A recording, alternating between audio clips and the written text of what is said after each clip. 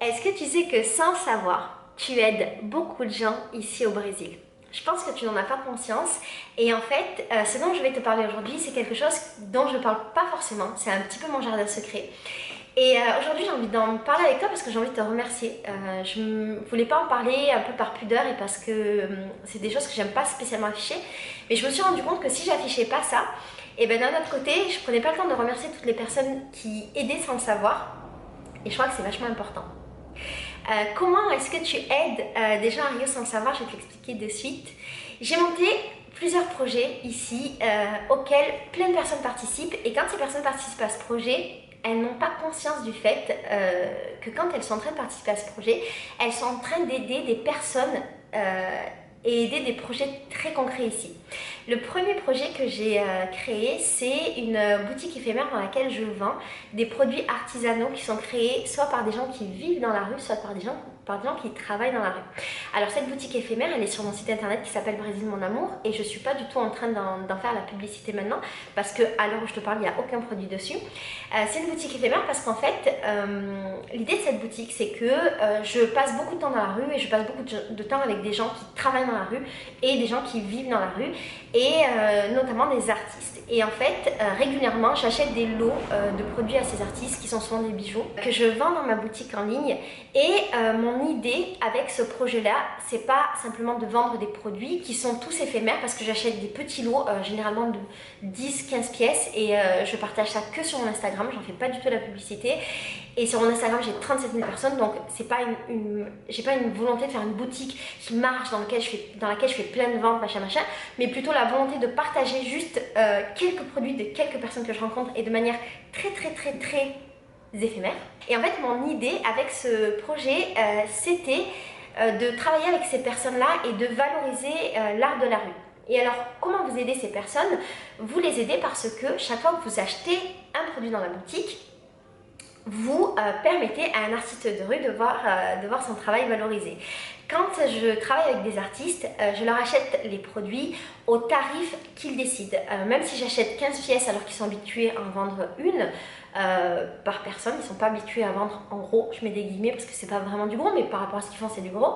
Quand je leur achète leurs produits, je ne demande jamais de tarif plus bas. Chaque fois, ils me proposent de me faire plus bas, de me faire un prix de gros. Je ne demande jamais de tarif plus bas et au contraire, j'ai tendance à acheter les produits un petit peu plus cher que la valeur qu'ils me demandent. Je dis un petit peu et pas beaucoup plus cher. Je n'achète pas beaucoup plus cher pour ne pas fausser l'offre et la demande, le prix de vente et la valeur du produit par rapport à ce que la personne pensait la vendre et par rapport à ce que les autres vendent dans le même endroit. Mon idée, c'est de soutenir ces artistes, de donner de la valeur à leurs produits et de ne pas leur donner d'argent gratuitement, de ne pas les considérer comme des mendiants, ce qu'ils ne sont pas du tout. Et parfois les gens font un peu l'amalgame entre les mendiants et les travailleurs de rue ici au Brésil. Donc les gens qui travaillent dans la rue ne sont pas des mendiants, ils travaillent, ils créent un art et c'est très important de le valoriser, de le mettre en avant. Et mon idée, voilà, c'est que vous, en achetant un bijou, eh ben, en sachant ou sans savoir, vous aidiez réellement ces personnes. Et alors quand je fixe les prix de mes produits, je fixe mes prix en fonction de plein de critères et je mets en fait dans la marge de mon produit une marge pour pouvoir aider individuellement des personnes. Le principe c'est que à un moment donné je me suis dit comment est-ce que je peux aider l'autre. Et alors pendant très longtemps j'ai participé à beaucoup d'associations, de choses comme ça et j'ai aidé globalement, j'aidais en participant et en étant sur le terrain, en récoltant de l'argent, en aidant, mettons, à créer une bibliothèque, en envoyant des produits en Afrique, en faisant plein de choses. J'aidais globalement des gens ou un groupe, mais j'aidais pas une personne en particulier. Et mon projet avec cette boutique, c'est de pouvoir aider des personnes en particulier. Et donc, en soutenant ces personnes qui vendent des produits, je soutiens une personne à qui je vais acheter des produits régulièrement et elle va pouvoir compter sur cette source de revenus pour se sentir un petit peu plus à l'aise. Je pense par exemple au cas de Nama. Nama, c'était un jeune à qui j'achète beaucoup de produits et il n'y a pas longtemps, je lui ai acheté pour une grosse somme de produits parce que j'en ai pris vraiment beaucoup, je crois que j'en ai pris 30. Et quand je lui ai dit ça, Il m'a dit en fait que de toute la journée il n'avait rien vendu et que ça tombait tellement bien qu'il n'en croyait pas ses yeux parce qu'il était en conflit avec sa propriétaire, qu'il devait quitter son appartement parce qu'il n'avait pas réussi à payer son loyer depuis plusieurs mois, qu'il était quasiment à la rue et que l'argent que je lui donnais ça correspondait exactement à ce qu'il devait payer pour son loyer et pour pouvoir déménager. J'ai trouvé ça incroyable et je me suis dit que c'était vraiment fou que des personnes du bout du monde, sans s'en rendre compte, puissent aider ce jeune qui allait quasiment être dans la rue. Un autre truc que je fais avec l'argent que je gagne quand vous achetez des bijoux, c'est qu'en fait, j'ai décidé que chaque fois que je sortais de chez moi et que j'allais dans la rue, chaque fois ou quasiment chaque fois, j'achète à manger à quelqu'un qui est dans le besoin. Ici à Rio, il y a énormément de pauvreté, il y a beaucoup de gens qui te demandent directement est-ce que tu peux m'acheter à manger, et ça se fait d'acheter à manger, on peut le décider ou pas. Et en fait, moi j'ai décidé d'aider certaines personnes que j'ai l'habitude de voir. Par exemple, il y a un sans-abri qui habite dans mon quartier que je vois quasiment tous les jours et lui je lui achète chaque fois que je le vois un repas. Dans la rue où j'achète les bijoux, il y a un autre monsieur qui vend des bijoux et qui vit dans la rue, et ben lui chaque fois que je le vois, soit je lui achète des bijoux, même si je sais que je ne vais pas les revendre parce que c'est pas des bijoux qui me plaisent ou qui vont vous plaire, mais en tout cas je lui achète chaque fois des bijoux pour le faire travailler, ou bien je vais lui acheter chaque fois à manger. Il y a un autre truc ici qu'on a à Rio, c'est que il y a beaucoup de gens en fait qui sont vraiment très pauvres et en fait ils te demandent de leur acheter des bonbons ou des gâteaux pour qu'ils puissent les revendre. Donc tu peux acheter des lots, par exemple tu vas acheter, je dis n'importe quoi, mais 10 € un lot de 50 bonbons, et ben lui il va les vendre individuellement, il va peut-être gagner 5 € dans le lot. Ben, les gens font ça plutôt que de voler, plutôt que de mendier. Il n'y a pas tant de gens d'ailleurs qui mendient ici. Plutôt que de mendier et voler, ben, ils te demandent de leur acheter des trucs pour pouvoir acheter. Et alors, quand je suis dans la rue et qu'on me sollicite pour ce genre de choses, la plupart du temps, j'accepte. Et dans ma tête, même si mon argent et l'argent que je gagne par rapport aux bijoux, c'est un peu le même, mais dans ma tête, en fait, quand j'achète, c'est quand j'aide ces gens individuellement dans la rue, et ben c'est grâce à l'argent que vous me faites gagner quand vous achetez mes bijoux. J'ai un autre exemple. Une fois, j'étais dans la rue et il y a un des jeunes à qui j'achète des bijoux qui s'appelle Rodrigue, à qui j'ai proposé s'il voulait que je lui achète à manger parce que j'allais m'acheter un truc et je lui ai demandé. Et il m'a dit non, il m'a dit je n'ai rien vendu aujourd'hui et je n'ai pas mangé, mais je veux pas que tu m'achètes à manger parce que si je mange, je veux que ce soit le fruit de mon travail. J'ai trouvé ça magnifique, j'étais complètement... je sais pas, c'était inattendu et c'était beau et en même temps c'était tellement triste que du coup en fait je lui ai acheté des bijoux pour qu'il ait de l'argent pour qu'il aille s'acheter à manger plutôt que de lui offrir à manger. Et ça aussi, ça fait partie du jeu de cette boutique en ligne, d'acheter des choses pour pouvoir aider individuellement et concrètement des personnes qui sont véritablement dans le besoin. Le principe de cette aide, pour terminer, c'est que c'est une aide régulière aux mêmes personnes et que ça me permet de voir les personnes évoluer et notamment leurs besoins. Le deuxième projet que j'ai créé et pour lequel vous m'aidez énormément, c'est mon projet d'agence de tourisme. Alors, je dis agence de tourisme, à la base c'était juste des tours que je faisais, mais ça se transforme en agence de tourisme parce que je propose de plus en plus de trucs et surtout parce qu'il y a de plus en plus de gens qui sont impliqués dans mon activité. Quand j'ai créé ce tour, quand j'ai créé mon tour à moi, je faisais mon tour dans la rue et je me suis rendu compte que je passais très souvent devant des personnes qui vendaient des choses. Donc ça peut être le vendeur d'eau de coco, ça peut être la petite vendeuse de gâteaux ou de bonbons dans la rue, c'est quelque chose qui se fait beaucoup. Ça peut être le vendeur de chips ou le petit magasin ou le petit vendeur ambulant qui va faire...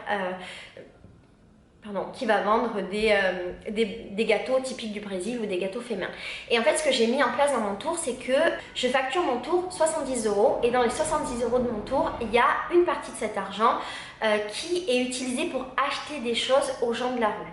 Je pourrais faire un tour et dire aux gens à qui je fais le tour, ah vous voyez ce monsieur il vend des bonbons, si vous voulez essayer vous pouvez machin machin, mais il y aurait de très fortes chances que peu de gens achètent parce que les gens auraient peur de manger un truc qu'ils n'aiment pas ou qu'ils n'auraient pas envie d'acheter ou plein d'autres raisons. Du coup, ce que je fais, c'est que moi, j'achète systématiquement à toutes ces personnes-là, quand je fais mes tours, des trucs que j'offre aux gens de mon tour. Donc les gens qui vont mon tour sont hyper gâtés pour être sûr que pour chaque personne qui fait mon tour, il y ait une partie de cet argent qui soit directement versée aux gens qui travaillent dans la rue, qu'on appelle, sont ici les ambulants. J'ai créé aussi un tour en moto-taxi et alors l'histoire de ce tour c'est que j'avais l'habitude de travailler avec pas de travailler mais j'avais l'habitude de prendre un moto-taxi et de prendre souvent le même. Et un jour en fait ce mototaxi m'a dit qu'il y avait un point de vue super beau à voir à Santa Teresa, machin. Il m'a amené et là je me suis dit que ce serait un super truc à faire avec des touristes. Et en fait lui et moi on a créé un des tours que je fais en mototaxi, j'en ai plein d'autres, mais on a créé ce tour là ensemble. Et mon idée quand j'ai créé ce tour, c'était qu'il puisse gagner suffisamment d'argent pour qu'en un tour, il ait gagné quasiment l'équivalent de sa journée de salaire et qu'il soit un peu en mode sans préoccupation, sans problème. Parce qu'ici, les mototaxis gagnent très peu d'argent. Ils passent des journées entières dehors à attendre qu'il y ait des gens qui leur prennent des courses. Les courses sont vraiment peu chères. Et donc, un mototaxi, il va gagner à peu près dans les 12-15 euros par jour, ce qui est vraiment peu. Et ça, c'est le prix de mon tour. Donc, quand une personne réalise un tour en moto avec moi ou avec un de mes mototaxis, et ben elle lui donne quasiment l'équivalent d'une petite journée de travail et ça lui permet à lui soit de gagner beaucoup plus, soit d'être tranquille et de se dire qu'il est bien. Mon activité s'est en développée, j'ai maintenant beaucoup de tours, notamment des tours de moto. Je fais travailler beaucoup de mototaxis qui sont toujours les mêmes et mon idée est toujours d'aider toujours les mêmes personnes, de les voir évoluer, de les connaître et que les gens qui font mes tours puissent aussi se relationner, se lier pardon, avec ces personnes-là et puissent aussi utiliser leur service de mototaxi pendant tout leur séjour pour que les mototaxis aient une activité supplémentaire. Avec Léandro, il n'y a pas longtemps, on a eu l'idée de faire un truc qui nous paraît vachement cool, c'est de créer une classe de français pour les mototaxis qu'on emploie dans notre agence de tourisme. L'idée c'est qu'en fait les mototaxis sont en relation tout le temps avec des Français, avec des touristes et quand ils sont en relation avec nos touristes, ils ont envie de parler avec eux, ils ont envie de leur dire bonjour, comment ça va, machin. Et pour aller plus loin, moi ce que je leur explique tout le temps, c'est que les tours qu'on fait ensemble et même les tours que je crée ne m'appartiennent pas, la ville de Rio ne m'appartient pas. Et mon idée c'est qu'en fait ils puissent faire ces tours sans moi et qu'ils puissent rencontrer des touristes, parler avec eux, leur proposer des tours et gagner leur argent. Voilà, j'ai pas envie qu'ils soient dépendants de moi, au contraire, je veux qu'ils soient complètement libres de se sentir à l'aise, de faire les choses sans moi. Et donc l'idée de ce cours, c'est de leur offrir de notre temps, Léandro peut-être pour les cours d'anglais et moi peut-être pour les cours de français, pour leur donner cette possibilité d'avoir en fait une option supplémentaire dans leur travail de mototaxi qui serait d'être guide en mototaxi sans nous.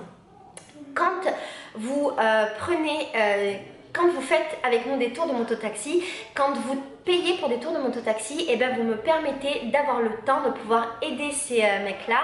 Et pour nous, Léandro et moi, c'est vraiment magnifique parce que c'est un projet qui nous tient beaucoup à cœur. En parlant de ça, Léandro et moi on a créé le tour de la favela de Rocinha. Alors l'histoire de ce tour c'est qu'on l'a créé parce que moi j'aimais pas la manière dont étaient faits les tours ici à Rio, qui souvent sont pas éthiques, souvent sont dans des jeeps. Ils s'appellent Safari Favela Tour et c'est des gens en jeep qui vont prendre en photo les pauvres dans les favelas. Ça me plaisait pas et comme la chance que j'ai c'est d'avoir un amoureux qui vient de la plus grande favela de Rio et d'Amérique latine, on a créé ce tour là pour qu'il soit éthique, humain, que ce soit un tour qui permette de partager de la culture et pas d'aller pour voir des gens et pour voir et photographier des pauvres.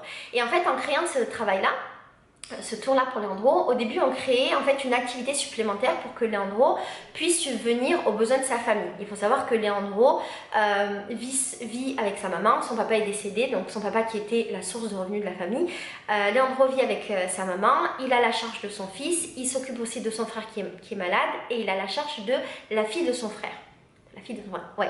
Et donc ce tour ça lui permettait de mettre un peu du beurre dans les épinards à côté de son activité de mototaxi. Il est également guitariste professionnel, mais ici au Brésil c'est très difficile.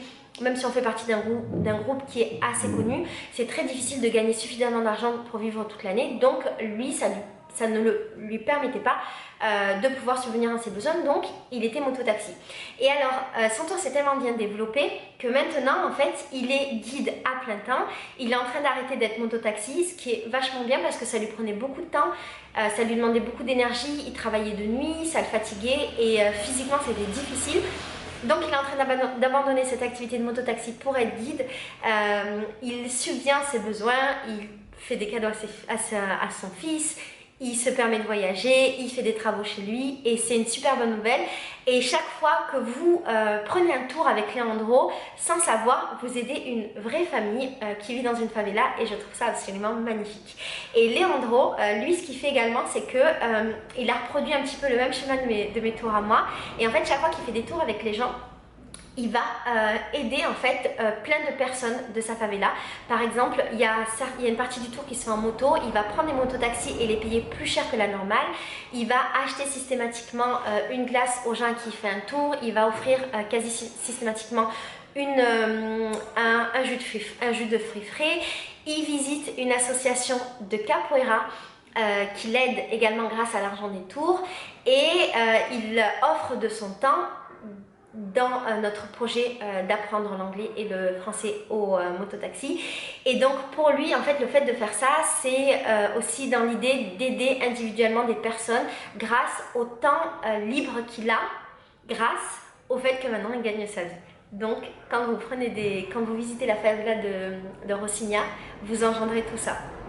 Là, je suis en train de penser à un exemple que je voudrais te partager, c'est l'exemple de mon ami qui s'appelle Morgan Freeman, pas Morgan Freeman d'Amérique, mais Morgan Freeman do Brasil. Morgan Freeman, en fait, c'est un monsieur qui vivait dans la rue à côté d'une grande cathédrale qui est un lieu très touristique et magnifique de Rio. Il vivait dans cette rue-là pendant très longtemps avec d'autres gens et un jour, il a eu un peu d'argent. Et avec ce petit peu d'argent, il a acheté des porte-clés.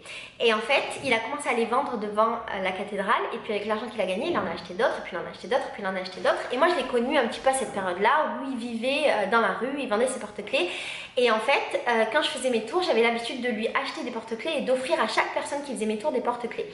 Parce que ce que j'expliquais aux gens, c'était que en faisant mon tour, indirectement, ils avaient aidé Morgan Freeman dans sa vie du quotidien. Il n'y a pas très longtemps, Morgan Freeman est venu me voir, il était trop content. Et il m'a dit, Laetitia, je suis trop heureux, maintenant j'ai un appartement, j'habite dans la favela de Providencia. La favela de Providencia, c'est la première favela du Brésil, la première qui a existé. J'habite dans la favela de Providencia, j'ai un appartement, j'ai un lit à moi, j'ai une cuisine, j'ai une douche, j'ai une télé, blablabla. Il était trop heureux et il a quitté la rue. Alors, c'est pas grâce à moi du tout qu'il a quitté la rue, mais je suis hyper heureuse d'avoir pu apporter ma toute petite pierre à l'édifice. Et en vérité, vous avez également apporté votre pierre à l'édifice parce que c'est en réalisant des tours que je lui ai acheté plein de porte-clés et que j'ai pu aider son projet de trouver un appartement. Un autre projet que j'ai créé ici, c'est le fait de louer 4 lits chez moi. Alors la première fois que j'ai eu qu'on m'a parlé de cette idée, c'est ma propriétaire qui m'a parlé de cette idée de louer des lits chez moi. J'étais absolument contre. Je voulais pas avoir de gens dans ma maison, je voulais rester tranquille parce que je voulais faire mes vidéos, travailler, machin. Et en fait, l'idée de louer cette chambre et ces lits, c'est venu du fait que ma propriétaire avait besoin de gagner un petit peu plus d'argent. Ma coloc Sandra n'arrivait pas à vivre avec l'argent qu'elle gagnait parce que c'est une artiste et qu'elle avait quasiment pas de salaire. Et l'idée en fait de créer cette maison d'hôte, et ben ça a créé en fait un système où ma propriétaire se sent beaucoup plus à l'aise parce qu'on a décidé ensemble d'un loyer qui lui correspondait mieux, qui lui permettait de vivre mieux. Et surtout on a créé une activité, un emploi pour Sandra. Maintenant Sandra en fait s'occupe des gens qui arrivent dans la maison, fait le petit déjeuner des gens, s'occupe d'aménager, de ranger, de nettoyer. Et comme elle s'occupe de ça, elle reçoit un salaire, ce qui lui permet d'être super à l'aise elle aussi et de ne plus avoir tous les mois à compter les centimes pour pouvoir prendre le bus, ce qui était le cas avant. Et donc quand vous louez une chambre chez moi, quand vous louez un lit, et bien sans vous rendre compte, vous aidez 2 personnes, 2 brésiliennes à se sentir beaucoup plus à l'aise dans leur vie ou dans le cas de Sandra, à vivre beaucoup mieux. Avec Sandra toujours, j'avais créé un projet il n'y a pas longtemps. J'ai créé 2 projets aussi avec Sandra qui sont aussi grâce à l'argent que je gagne dans la maison d'hôte et dans la boutique en ligne. En fait, Sandra avait envie de gagner de l'argent en faisant des sandwichs et en les vendant en fait dans les blocos de carnaval. C'est une idée que je lui avais insufflée, dont on avait parlé ensemble et en fait j'ai créé avec elle une sorte de microcrédit, c'est-à-dire que j'ai mis à sa disposition de l'argent pour pouvoir créer son entreprise, c'est-à-dire acheter tout le matériel dont elle avait besoin pour se présenter dans la rue en tant qu'ambulante parce qu'ici dans la rue, tu as une espèce de fanion qui explique ce que tu fais machin et il faut le fabriquer et ça a un coût. Pour acheter tout le matériel dont elle avait besoin, par exemple une glacière ou le matériel pour fabriquer ses sandwichs. Donc je lui ai mis en place une sorte de microcrédit pour qu'elle puisse acheter tout son matériel, commencer son activité et commencer à travailler.